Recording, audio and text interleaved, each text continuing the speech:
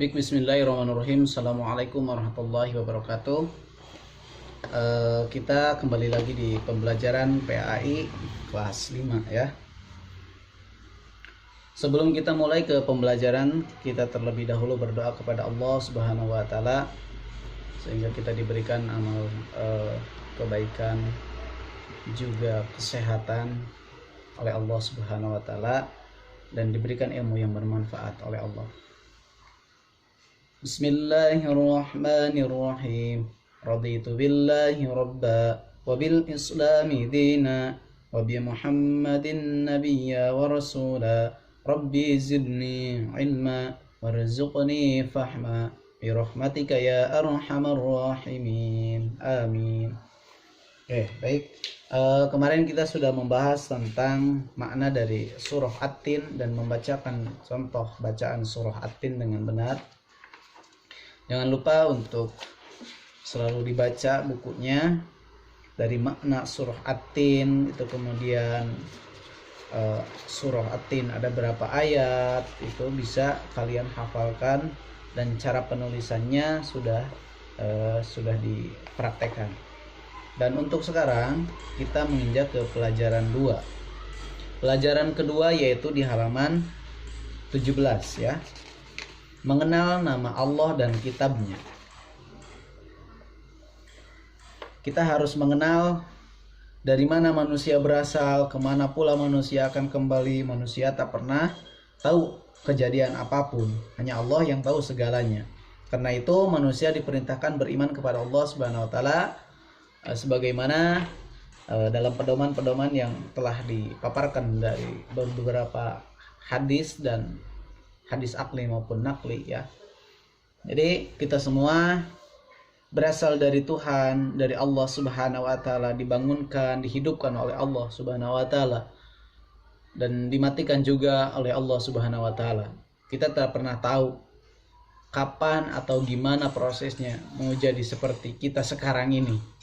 Alhamdulillah sekarang kita sudah sehat walafiat, sudah besar, sudah dewasa. Maka dari itu mari kita mengenal nama Allah dan kitabnya. Nama Allah sebagaimana yang disebutkan dalam Asmaul Husna, atau asma itu nama, Asmaul Husna, nama-nama yang baik. Husna itu baik ya. Jadi kalau ada yang namanya Husna itu artinya baik. Orangnya harus baik juga ya. Nama-nama Allah ada 99 ya. Cuma yang akan kita bahas di sini nanti Asmaul Husna, Al-Mumit, Al-Hayyu, Al-Qayyum, Al-Ahad. Nah, ada 4 nama Allah, Asmaul Husna Allah yang akan kita bahas pada pertemuan sekarang ini. Nah, Asmaul Husna itu artinya nama-nama yang baik. Asmaul Husna hanyalah milik Allah. Sebagaimana firman Allah dalam surah Al-A'raf ayat 180 yang artinya, dan Allah memiliki Asmaul Husna, nama-nama yang baik. Maka bermohonlah kepadanya dengan menyebut Asmaul Husna. Dan tinggalkanlah orang-orang yang menyalahartikan nama-namanya.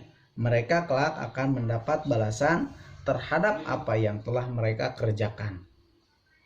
Nah, itu arti dari Asmaul Husna atau keterangan Asmaul Husna di Al-Quran surah Al-A'raf ayat 180.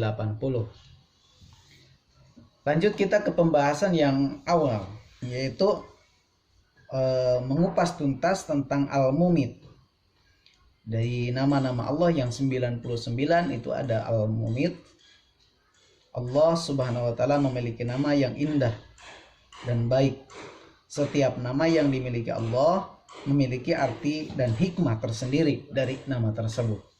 Dari Ya Allah, Ya Rahman, Ya Rahim, Ya Malik, Ya Quddus, Ya Salam, Ya Mu'min, Ya Muhaimin, dan selanjutnya sampai Al-Mumit, Al-Hayyu, Al-Qayyum, Al-Ahad. Itu mempunyai arti tersendiri dari nama-nama tersebut.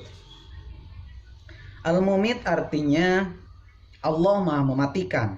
Maksudnya Allah dengan kekuasaannya mampu menghidupkan dan mematikan setiap makhluknya kapanpun dan dimanapun. Sekalipun kalian ngumpet kemana, ke bawah tanah, mendalam terus atau di mana, Allah tidak akan pernah lengah untuk tahu di mana akan mematikan dan kapan bisa mematikan kita semua. Nah itu, jadi kita harus selalu beribadah kepada Allah, kita harus selalu taat bertakwa kepada Allah, sehingga yang diharapkan kita semua umat Islam mati dalam keadaan husnul khatimah nantinya. Jadi dimanapun dan kapanpun kita dimatikan, mudah-mudahan selalu dalam keadaan husnul khatimah. Mumit artinya maha mematikan, ya. Jadi itu. Jadi Bapak ulangi lagi, kapanpun dan dimanapun Allah mampu mematikan dan menghidupkan makhluknya. Kita sebagai makhluknya, apalagi sebagai umat Islam, tentunya memiliki harapan pengen dimatikan dalam keadaan husnul khotimah. Hanya itu satu-satunya, ya. Tidak muluk-muluk pengen apa, tapi itu harapannya.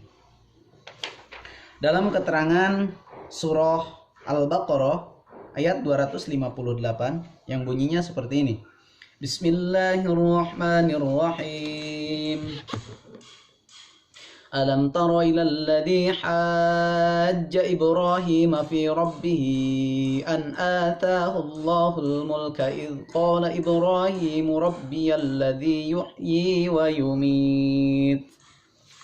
Yang artinya, tidaklah kamu memperhatikan orang yang mendebat Ibrahim mengenai Tuhannya, karena Allah telah memberinya kerajaan atau kekuasaan ketika Ibrahim berkata, Tuhanku ialah yang menghidupkan dan mematikan. Quran surah Al-Baqarah ayat 258. Ya, itu kematian dapat menimpa siapa saja, di mana saja, kapan saja, mau lagi gimana pun. Bahkan banyak ya yang meninggal lagi sholat, itu luar biasa husnul khatimah. Baru-baru ada yang ketika adzan, ada yang ketika khotib, itu meninggal yang husnul khatimah.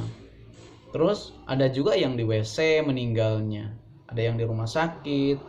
Nah, artinya Allah mau berkehendak kapan saja dan di mana saja, itu sudah dibuktikan. Mungkin kalian pernah dengar, tetangga kalian atau siapa saja pernah dengar di media sosial, ada yang dimatikan dalam keadaan yang tadi disebutkan.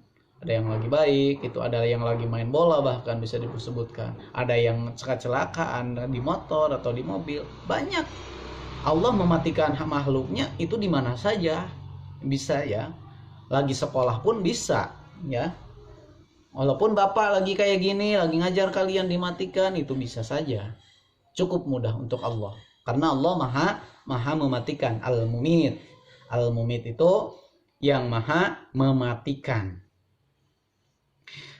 Nah, hikmah tersebut, hikmah dari Al-Mumit, yaitu selalu bersyukur kepada Allah. Kita harus selalu bersyukur dimanapun dan kapanpun. Selalu bersyukur, terus tidak bersikap sombong. Karena menyadari bahwa kita hidup di dunia hanya sementara. Tong sombong, tong adigung, tong kumah. Namun Sunda nama. Tidak boleh sombong, ya, kita dalam hidup ini. Menjaga diri agar selalu taat kepada Allah. Tidak boleh, kita harus selalu taat kepada Allah, tidak boleh apa? Tidak boleh berbuat apa, maksiat atau apa-apa. Kita, ya. Alhamdulillah gitu di Al-Mumit. Sementara untuk hikmahnya bisa dikatakan seperti itu. Dan selanjutnya di Al-Asmaul Husna yang kedua, yaitu Al-Hayyu, yang akan diterangkan di sini. Al-Hayyu artinya maha hidup, yang maha hidup. Allah yang maha hidup. Maksudnya Allah akan hidup kekal ketika seluruh makhluknya sudah tidak ada di muka bumi ini. Sudah lenyap semuanya. Digoncangkan hari kiamat akan datang, Allah tidak akan menghilang. Allah tetap ada. Walaupun di alam dunia sudah tidak ada siapa-siapa makhluk. Allah akan kekal hidup selamanya. Ya. Beda dengan kita akan dimatikan kapanpun dan dimanapun dengan gampang oleh Tuhan kita, oleh Allah Subhanahu Wa Taala. Dalam Al-Quran diterangkan surah Ar-Rahman ayat 26 sampai 27. Berikut Bapak bacakan contohnya. Bismillahirrahmanirrahim. Kullu man 'alaiha fan wa yabqa wajhu rabbika dzul jalali wal ikram. Semua yang ada di bumi ini akan binasa, tetapi wajah Tuhanmu yang memiliki kebesaran dan kemuliaan tetap kekal abadi. Quran surah Ar-Rahman ayat 26 sampai ayat 27. Tuh, sudah jelas. Dalil Al-Quran sudah dinyatakan. Al-Quran itu kalam Allah ya. Jadi tidak ada yang bisa dipungkiri atau tidak bohong. Sudah jelas. Baik. Ketidakkekalan manusia mengharuskannya selalu mawas diri. Kita harus menyadari bahwa hidup kita tidak abadi. Hanya Allah yang abadi. Persiapkan diri kita, bekal kita sebelum ajal menjemput kita. Sudah punya bekal berapa? Sudah berapa yang kuat yang akan dibawa pulang ketika kita meninggal? Bukan bekal uang, bukan bekal makanan, tapi amal ibadah kita, amal soleh kita yang akan menemani menjadi bekal kita dalam perjalanan yang panjang nanti di akhirat. Ya, persiapkan dari sekarang, karena kita tidak tahu kapan dan lagi apa kita akan meninggal.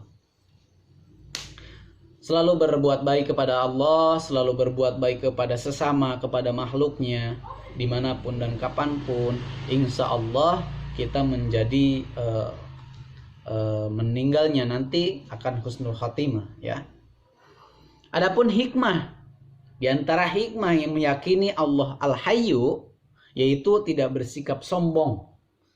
Karena tahu Allah yang abadi, Allah itu mampu menyambut kita kapan saja, mematikan kita. Jadi kita tidak pernah sombong. Karena takutnya kalau kita lagi sombong, takut Allah mencabut nyawa kita ketika kita lagi durhaka, ketika lagi maksiat. Nah, itu udah pasti masuk neraka langsung. Ya. Tetapi ketika kita bertobat kepada Allah dalam keadaan baik meninggalnya, insya Allah kita akan dimasukkan ke dalam surganya Allah Subhanahu Wa Taala.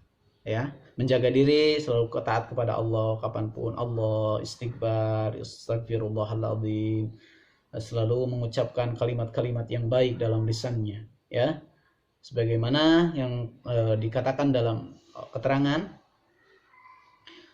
katakanlah yang baik, jika tidak bisa mengatakan yang baik maka diamlah ya. Jangan banyak bicara kalau tidak bisa mengatakan yang baik.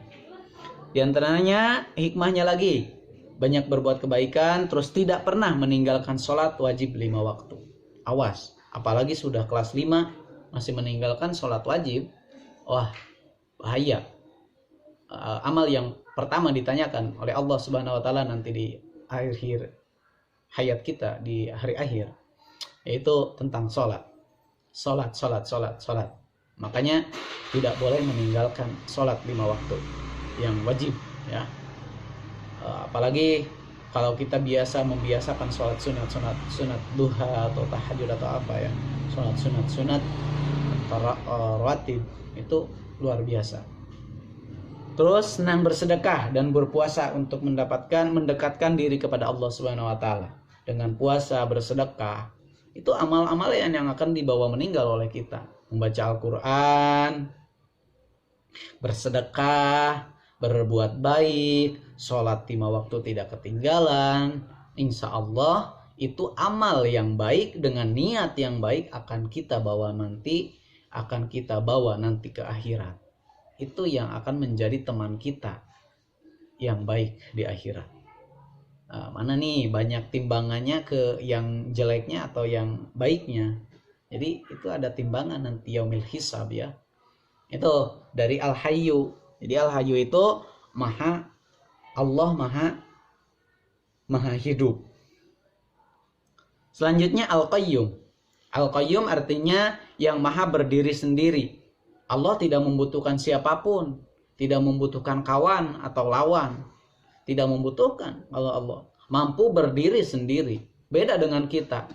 Kita membuat meja, kita tidak mungkin bisa buat meja kalau belum bisa ada papannya, belum ada pakunya, belum ada lemnya. Kita tidak bisa berbuat sendiri. Lem ada yang buatin tinggal beli, paku ada yang buatin tinggal beli. Itu buktinya manusia seperti itu. Kalau Allah tidak, kun fayakun, jadilah maka jadi, dengan kehendaknya yang luar biasa. Allah Subhanahu wa taala maha berdiri sendiri, tidak dianakan, tidak diperanakan, dan tidak beranak, ya. Qul huwallahu ahad, Allahus samad. Nah, itu nanti nyambung dengan al-ahad, ya. Nah, jadi al-qayyum, maha berdiri sendiri, tidak membutuhkan teman atau tidak membutuhkan orang lain. Beda dengan makhluknya yang selalu membutuhkan orang lain. Kita meninggal butuh orang lain untuk menguburkan kita. Kita sakit butuh untuk merawat kita. Coba kalau tidak ada orang tua juga di rumah, kita lagi sakit, wah sedihnya luar biasa. Bapak udah pernah rasakan, udah beberapa kali mungkin ya, udah biasa sakit di rantau orang, karena Bapak aslinya orang Jawa Tengah. Ketika sakit jauh dari orang tua, di sini sendiri, sedihnya minta ampun. Ingat sama orang tua, pelayanan orang tua yang baik selalu mengurus kita. Makanya kita yang lagi deket sekarang, masih ada orang tuanya, sangat bersyukur, berbuat baiklah sebelum kalian menyesal kemudian hari setelah tidak ada, ya. Itu dari Al-Qayyum, maha berdiri sendiri. Kita tidak bisa berdiri sendiri, ya. Kita tidak bisa dewasa sendiri. Kita tetap membutuhkan orang lain, orang tua. Apalagi yang namanya orang tua selalu dibutuhkan kapanpun dan dimanapun, ya. Itu Al-Qayyum. Allah Subhanahu wa taala berfirman, wa anatil wujuhu lil hayyil qayyum, dan semua wajah tertunduk di hadapan Allah yang hidup dan yang berdiri sendiri. Itu al-hayyu al-qayyum. Yang selanjutnya al-ahad. Al-ahad artinya, ahad itu maha esa atau maha tunggal, sendiri.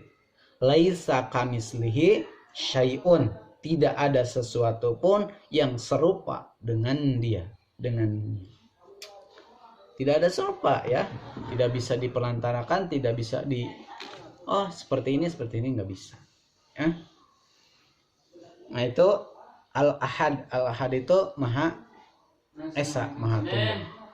Nah, itu, dan untuk pembahasan di sini sampai di sana dulu. Di al-ahad tadi dihafalkan Asmaul Husna yang pertama dari al-mumit, maha mematikan, terus al-hayyu, maha yang Allah yang maha hidup, terus al-ahad itu al-qayyum dulu. Al-qayyum maha berdiri sendiri, dan al-ahad maha esa atau maha tunggal. Terima kasih. Billahi taufiq wal hidayah. Assalamualaikum warahmatullahi wabarakatuh.